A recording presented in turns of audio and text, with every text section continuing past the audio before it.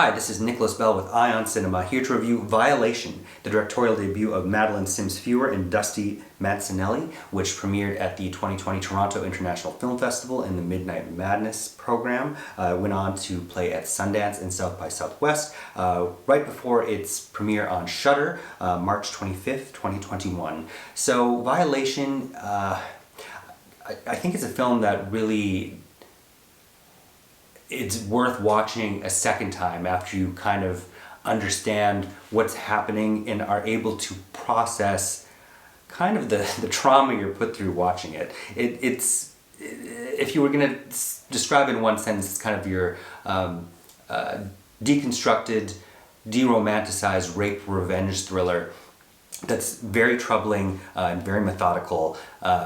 And beautifully shot by Andrew Crosby and with a tremendous score by Andrea Boccadoro. The filmmakers wrote, produced, directed it, have made short films for the past 5 years or so.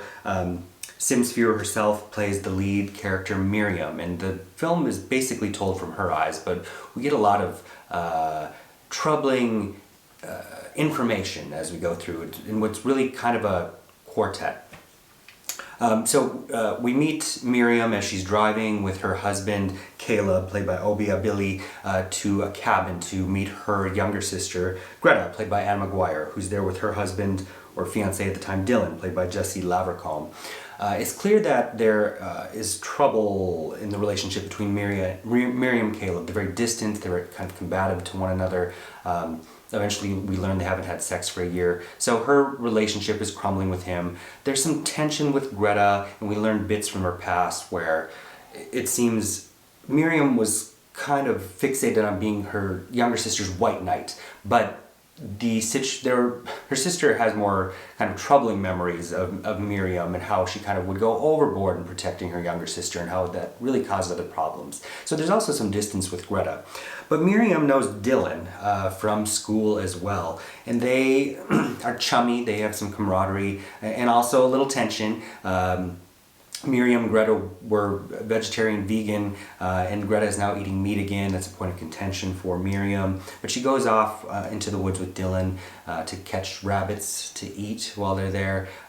They reminisce, they get drunk, they stay out in the woods by the fire, and the next morning there's a sexual interaction which is pretty ambiguous based on both their perspectives. She claims she was sexually assaulted, he claims that she wanted it. And as problematic as that sounds, the film does a good job of keeping that in kind of a gray zone based on how both people are probably thinking it happened. But in short, she was sexually assaulted, and it's not really dealt with in a way, and she feels hurt by that. And she comes back sometime later to wreak havoc on their relationship by engaging in an extremely violent plan of vengeance.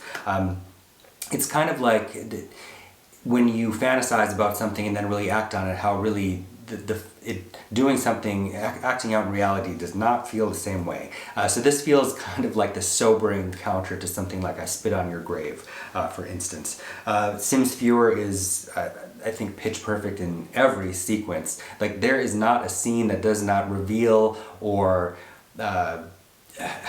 have some kind of contradictory information about what just happened before, sometimes a segue from sequence to sequence that really shows people are pretty complicated. There's even the passage between Dylan and Miriam where he says something like, "Nobody's simple," and there's nothing more clear than that in this film. It's really a complex, messed up tale about two sisters. It's a tale about sibling rivalry, which there's, in every sequence there's some kind of also telling visual, like they're playing a game in the beginning, the oldest game in the world we're told, which is Mancala, and there's all these sequences of predators in nature, or insects that are on the point of metamorphosis. Things are changing in ways that can't be controlled, and if there's several levels of violation, including metaphorical and literally, there's also really just overall the violation of the natural order of things. Overall, a tremendously well done feature debut that leaves lots to talk about.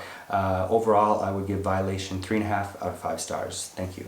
Hey, this is Eric from IONCINEMA.com. If you want to support us, subscribe below. For more reviews, interviews, film festival coverage from Sundance, Cannes, Toronto, you want to check out these guys on this side.